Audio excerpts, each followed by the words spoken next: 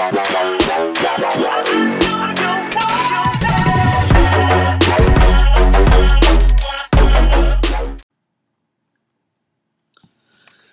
up guys, Jay from Immoral Thieves here. I am actually going to show you a LavaLoonian attack in this video, but I figured I'd bring you along while I am doing some farming. I've got some boosts going on my base, so I don't want to waste them too much, getting too deep into the LavaLoonian. Okay, so I don't know how many of you are using this strategy in war yet, or if you're pushing cups or anything with it.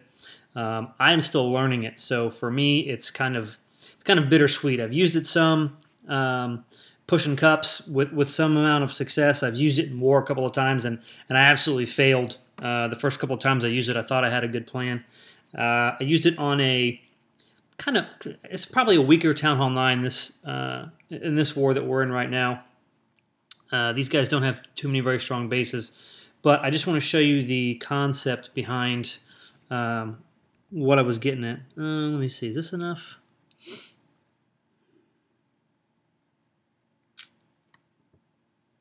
I don't know if we're going to get this.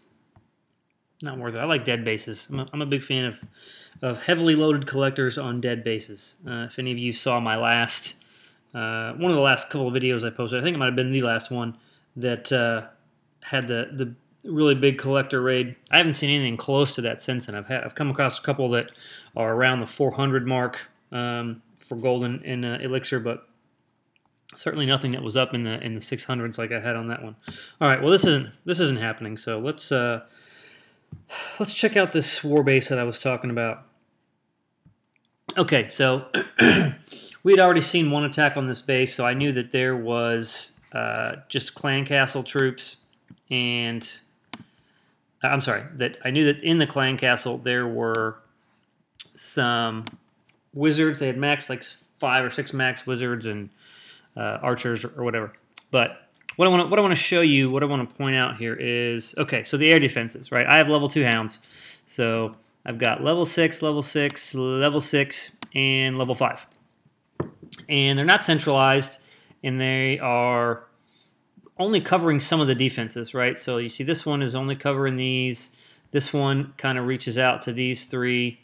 This one's got this area, and whatever. This one's for this, but they're low enough that I thought 3 hounds would work, and I did a GoLaLoon on this one.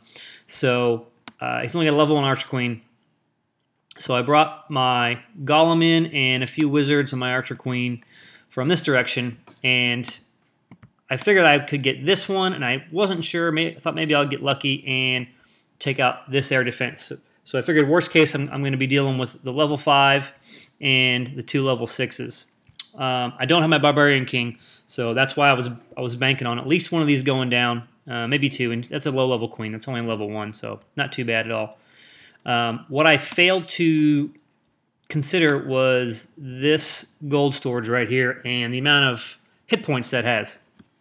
What I did though was I brought a jump spell and a heal, and the reason I did that was because obviously I wanted to jump the Golem in, and I wanted to be able to jump my queen in just in case the enemy Archer Queen locked onto something and my queen couldn't get to it from back here. I didn't want her to just get shot up and die, because this X-bow will reach out into this area. Let me see.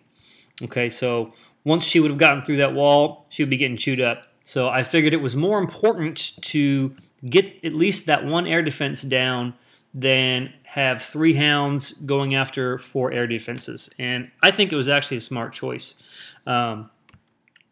So for the lure, it wasn't a tough lure by any means. If you look at the clan castle, so yeah, the clan castle radius cuts through these defenses.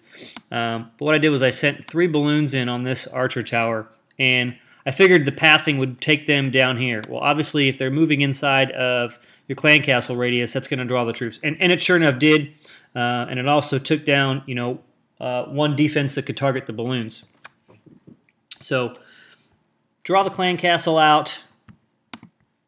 So the clan castle comes out, and then I lured them up here with 1 minion. And with some good scouting, you can see that the Archer Queen range only goes to the edge of the collectors, right?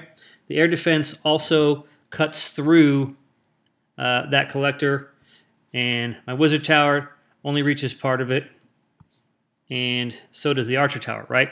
So if I drop a minion right back in this area, nothing is going to touch it. So it's a very cheap anchor, and it also draws the clan castle troops into my kill squad attack, which is going to come in. So that's, I thought, was a pretty efficient use of troops. So if you can do that when you are going to do a GoLaLoon, and I did cold-blooded, I just used one golem. I don't know if you guys know that. Cold-blooded attacks use one golem on the kill squad, and if you hear like shattered holo or whatever, shattered uses 2 golems. So I did cold-blooded, that was only using 1. But like I said, if you can be efficient with your troops in order to have more balloons, or if maybe you want to bring some minions on the backside, then that can be beneficial to you. So I did want to bring a couple minions, so for me that was important. All right, so here you go, the 3 balloons on the archer tower. You see they don't even start getting the troop pull until they get into that clan castle radius. So here come all the wizards and a few archers. Like I said, I knew what was in there, so that was a clean pull at this point. And see, that just one little minion was all I needed to get those troops up there. And then I kind of did the sacrificial golem, which I'm not crazy about, but I only had 5 wizards back there, so I wanted to make sure that they didn't get taken out before I could do a little bit of clearing. So there you see my queen is back there. She was banging away on that gold storage for a minute, and I kind of thought for a second, like, oh shit, she's not gonna make the turn. So it's a good thing I did bring the heal spell at that point, because she's not even getting close into that air defense, and she's only got a quarter of her health. So I went ahead and dropped that heal spell to heal her up, and once she started hitting that air defense, I kind of focused on being able to send in my hounds. So 2 hounds from the left to draw any fire or any air mines, and then 2 balloons in the bottom for that wizard tower. And then I brought the 1 hound in from the right to go for the east air defense.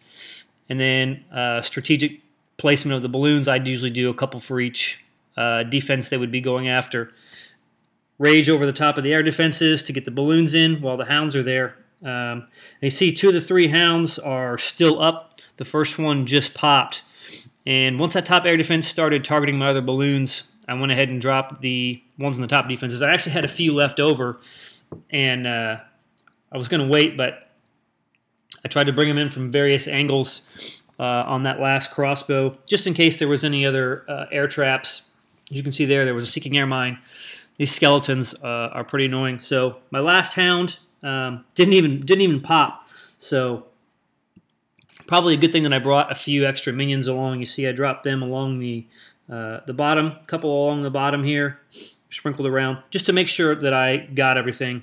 And then once all the defenses were down, I went ahead and dropped my last 2 balloons at the top, just because at this point in the raid I was at about 45 seconds or so. So I was starting to get close to the end, and I wasn't sure if I had enough pups and minions left to take out those high hit point storages. So obviously they cleaned everything up rather easily. So given the hero placement on this base and the level of the air defense, I was pretty confident that it was going to be a good raid. So there you can see my troop comp, if that's something you are interested in trying or experimenting with.